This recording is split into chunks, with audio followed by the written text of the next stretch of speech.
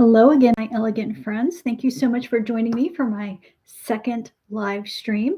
Again, I'm not very good with technology, so I'm going to be using my webcam and my laptop microphone. I will try to do better over time, but for now, I hope that you can be patient with me. This evening, I thought it would be great and fun to do something a little bit different. As you know, with my videos, they tend to be a little bit information dense. So tonight, I wanted to have a little bit of fun. I have a live event coming up this weekend, cocktails and dancing and dinner. And I thought this evening what it might be fun to do is to walk through how I prepare for a big event. So if you're interested in that, please do stay and join me. In the meantime, I do want to give great and special thanks to all of my supporters, whether they are live and in replay or in replay. And I do want to especially thank any subscribers who join. So thank you so much for your support. I really appreciate it. So with that, let's go ahead and get started. I thought I'd start by talking a little bit about what an elegant evening is. So there are different kinds of events that could technically qualify as an elegant evening. And so I thought I'd go through some of the classifications and what that means. Now, some of you probably already know this information, but for those who are less familiar with more type of formal affairs, I thought I'd go through these quickly. So the first thing, when we think about an elegant evening, we think about attire. And so there's usually a code associated with any elegant evening that you may be attending or being invited to. The fanciest one that you can be invited to is called a white tie dress code. And what that means is that men usually wear tails and women usually wear a more formal evening gown, a full evening gown. Next tier below is what we most commonly think of when we think of formal evenings, and that's black tie events. So black tie events really, men tend to be in suits or tuxedos, more tuxedos a lot of times, depending on how they express the dress code, and women also in evening gowns. Then kind of two levels below that, we have what we call business formal dress, which is usually men in darker suits and women in kind of in tailored attire of some sort, whether it's a suit or a dress or something like that. And then last, we have cocktail attire. And cocktail attire is really more kind of semi-formal. This is your standard little black dress kind of event. And these can span different kinds of events. They're called different things. A ball can be white tie or black tie. A gala can be black tie or it can be cocktail. So that's why it's really important when you get invited to an elegant event to go ahead and make sure that you look closely at what the dress code is, because that will help you figure out what your attire will be. Now, I have put together a presentation that I'm going to walk through this evening. I will make sure that it's found in the replay description. Unfortunately, I'm not yet tech savvy enough to display it as we're actually talking this evening. So with that, let me go ahead and get started and talk a little bit about the things you want to think about as you start preparing for an elegant evening. So about 4 to 6 weeks before your event, at a minimum, you want to do one of two things. You either want to go through your closet, look at what you have available, look at the dress code, and see if you have something that might match that dress code. If so, and you have multiple options, you probably want to pick your favorites and try them on. Over time, things happen. Sometimes I gain a little bit of weight during the winter, especially around the holiday seasons. Other times when I'm getting beach ready, I may be a little bit more slim. So trying things on ahead of time is really important. If you need to get them tailored, if you're trying them on 4 to 6 weeks out, you have time to go take it, get it done, go back, have a fitting, make sure everything looks great. And if there's any additional revisions that need to be made or alterations that need to be made, then you'll know right there and then, and you still have time to get that done before your event.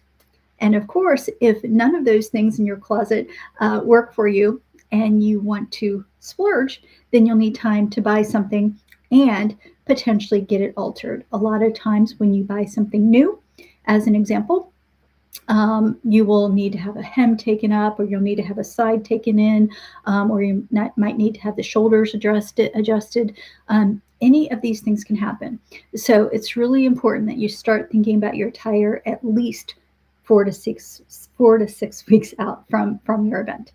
Um, we talked about alterations, but the other piece that I want to talk about is making sure that if you do have something available, that it's clean, or if it is not fully clean, making sure that it gets to the dry cleaners in time, or if it's machine washable, go ahead and making sure that it gets washed, and do it sooner rather than later, because a lot of time your nicer materials are kind of delicate and fragile, and sometimes things can happen during the washing process. So you do want to make sure that that's done and everything's ready to go and looks great. The other thing that you want to do is you want to figure out what you want to wear with your special attire. Your accessories, of course. What a lot of people don't think about when they are thinking about their accessories are things like their handbags, stuff for their hair, things like that. So you do want to be cognizant and make sure that the outfit is put together fully. And you do want to make sure that you consider that you also consider all of this related to your shoes. And the important thing related to your shoes is, please, if you buy new ones, please make sure to break them in. Because I think that, if you've experienced this as well as I have, if you take some new shoes to an elegant evening and wear them, probably within about an hour, you're going to have severe blisters and you're not going to have a fun evening. And who really wants that, right? So please make sure that everything matches, that you've got your shoes set up, that you've got your accessories set up, that you've got your outfit set, that you break in your shoes, and that everything looks coherent and cohesive as you're getting ready. The next thing that's important to do about 4 to 6 weeks out is make sure to set up your services. Now, the services I'm about to talk about, all of them can be done at home. So you don't have to do this if you don't want to. But a lot of times I'll try to do many, if not most of these. So when I'm talking about services, what I'm talking about is this. I'm talking about if you want to get waxings done, if you wax, it's okay if you shave, you don't have to wax. I'm talking about your nails. I'm talking about your facial, to make sure that things look good there. Also, if you're going to get a specialist for your hair and makeup, then you do want to book them out in plenty of time as well. A lot of these professionals, especially if they're good, book out well in advance. And so you're going to want to make sure that you're able to get the right person for the look that you're looking for. Also, if you and whoever you may be going with plan on drinking, you may want to consider booking a car service. You can also do a ride share, and you can also do other things. But if you are going to do a car service, then you probably want to go ahead and book that out as well, so that you make sure that you have that done in plenty of time, okay, and that they're available. The next time frame I'm going to talk about is the 2 to 3 week time frame. And within that time frame, I think that there's a few things you need to be thinking about. The first thing that you need to be thinking about is, if you are attending an event at a person's home that is formal or cocktail in nature, you do need to think about the hosting gift. So you probably want to start thinking about that 2 to 3 weeks out, to make sure that you have a plan in place about what you're going to give to them. It's a sign of respect for you when you show up at a formal event, to go ahead and bring something like a bottle of wine, or some chocolates, or flowers in a vase, or some other confectionery. That's kind of expected as part of how these events tend to work. The second thing that you're going to want to think about is parking. If you live in an urban area, I live close to one, understanding where the parking is and how close it is to the event, that can impact what you do. For example, if you know that you have to walk a quarter of a block, as an example, you may want to take some shoes with you to change, nice comfortable shoes to walk in, and then more dressier shoes for when you arrive. You also want to make sure that you have a sense of how to get there, and if there's a way to get around any major traffic issues that may exist. that time of the day. Another thing that you want to start thinking about 2 to 3 weeks out is putting together your little emergency bag for your purse. And what I tend to put in there are things like Band-Aids, safety pins. I make sure I have some mints in my purse. I always have my perfume atomizer, a very small one, in my purse to make sure that I'm able to go ahead and refresh myself as needed. Of course, any medications that I may need, tissues, and if there's a ticket or something that you need for entry, you're going to want to make sure that that gets into the bag that you've chosen as well for the event. So those are the things in the 2 to 3 week timeline that you're probably going to want to look at. Okay, so the week of a timeline, the things you want to consider the week of. First, you want to attend any appointments or you want to start doing some of the self-service if you're going to do it in your room. For example, manicure. You can either attend the appointment that you have, or if you plan on doing it yourself, then it's always great to spend some time earlier in the week getting that done so that you're not worried about it as you get closer to your actual event. Another thing that you want to do when it comes to nails is consider a pedicure. Now, it's more necessary if you have open-toed shoes, but if you just want to feel fabulous and know that your toes are done, then please feel free to do that as well. And when you do your manicure, you may want to just go ahead and get your pedicure done as well. Also, if you are doing waxings instead of shavings, you will want to make sure that you do that well enough ahead of time. If you're one of those people who experiences irritations from waxing, you are going to want to make sure that you do that in enough time for that irritation to subside before you need to go to your event. You don't want little breakouts and things to happen. And as well, if you just want to feel your best self, you probably want to consider, those areas where you feel a little bit of self-conscious about your hair, whether you feel like your eyebrows are too full, or, perhaps you get a little bit of, facial fuzz or something. Always great to, if you feel self-conscious about something, to get it taken care of so that you can feel the best you that you can before an event. And then the last kind of professional service that you probably want to think about the week of, if you're not going to do it yourself, is your facial. It's always great to have a nice, refreshed, hydrated, dewy look as you get ready for a special event. So highly recommend. If you do it at home, there's lots of great products out there that you can do or use to give yourself that fantastic complexion that you want before you put makeup on for a party, assuming you're somebody who uses makeup. So what does your day of timeline look like? First, I try to sleep in on days where I have an event to go to in the evening, mostly because I want to make sure I can fully embrace the experience when I'm there. I don't want to feel tired. I don't want to feel depleted.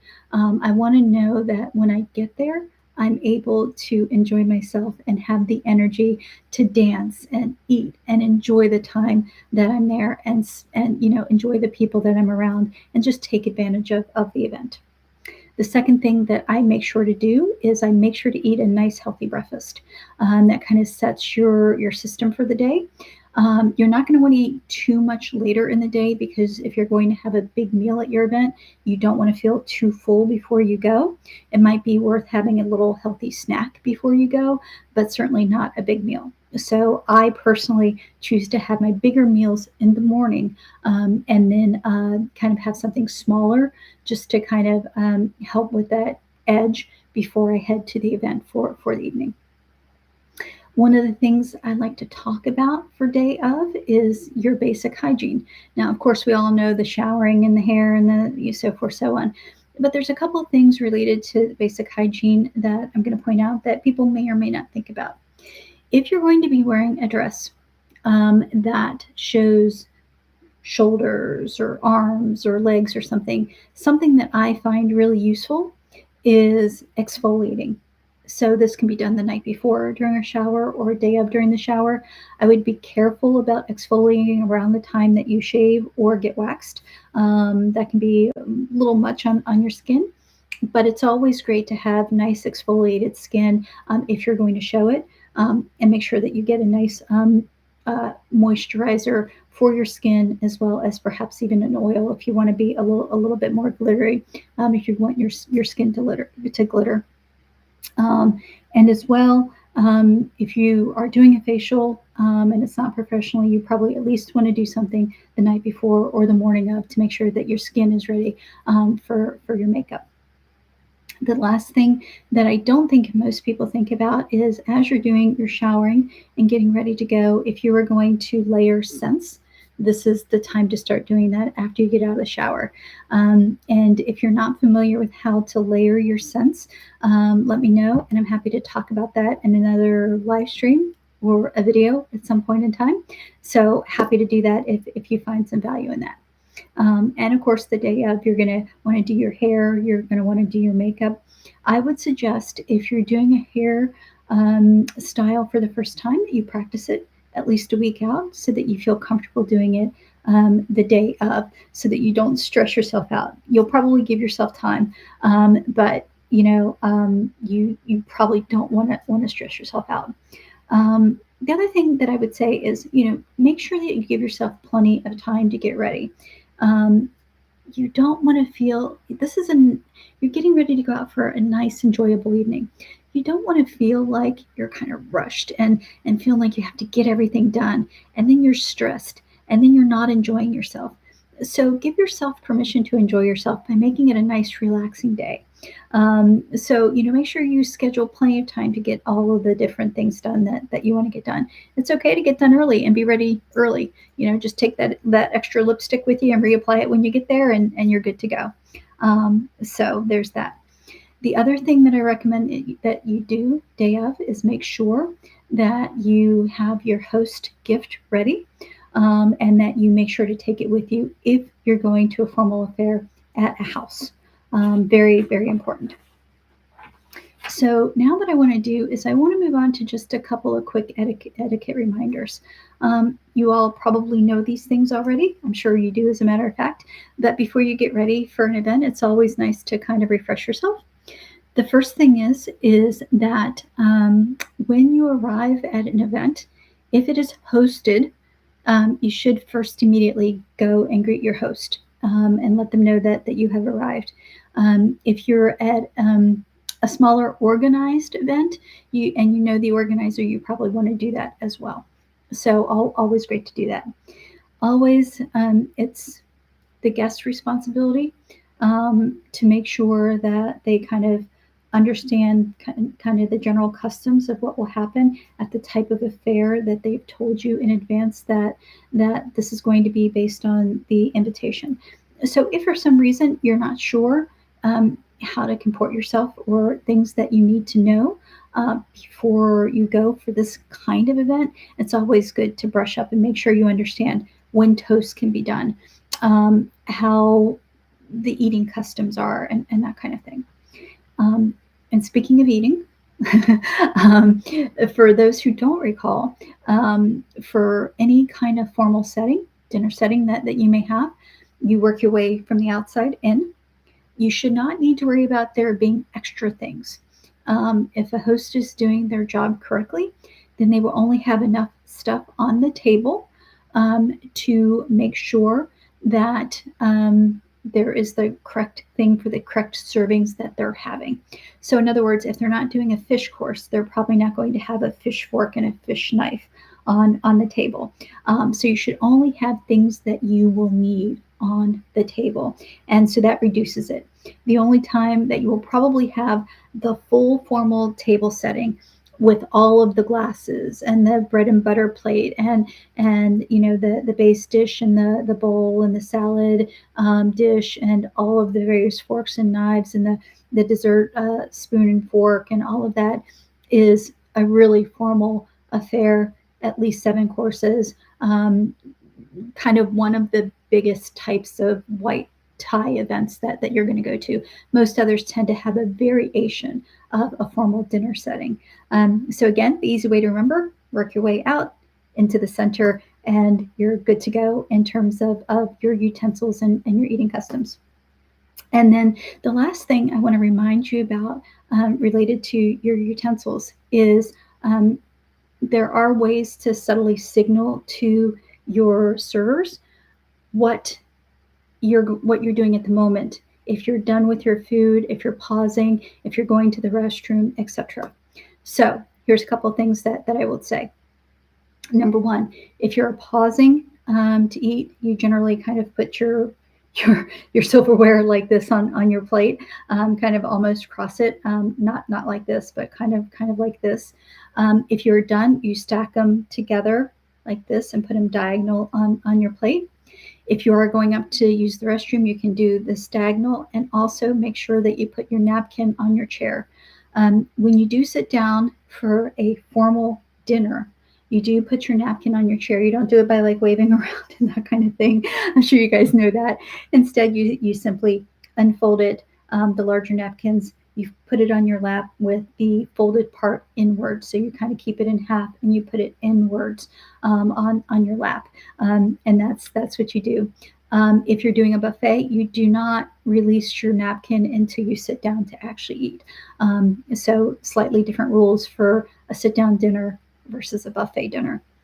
When you're done with your dinner, you do want to place your napkin to the left of your plate for formal affairs. Not crumpled up in a ball, not refolded, but simply kind of gently gathered and put to the side. And that kind of signals to people, number one, that your utensils are like this and your napkin is to the left side. It very clearly signals that you are done with your meal for the evening. And that's kind of the way that waiters know to come do it. Now, having said that, depending on the nature of the event that you have, some of the waiters may not be as familiar with that etiquette, in which case they may come by and just ask you if your dishes are ready to be cleared, in which case you can just answer them and everything will be great. So that tends to happen at kind of your more standard hotels and things like that. But really formal affairs, big balls and galas and things like that, they tend to know the right etiquette for that, and definitely in more formal restaurants as well. So with that, that is what I thought I would go over this evening. I don't really see any questions. So with that, if you guys don't have any questions, I'm going to go ahead and call it an evening. Thank you so much again for joining me. I hope that you were able to learn something. Or if you already knew this information, I hope it's a good refresher for you, just as you're getting ready for that next great event that you're going to do. So anyway, I look forward to seeing you all on the next live stream if you're willing to join me. And I look forward to encountering you guys along the way. Thank you again for supporting the channel. Thank you again for supporting me. Take care and have a great evening, everyone. Until next time, my graceful friends, enjoy.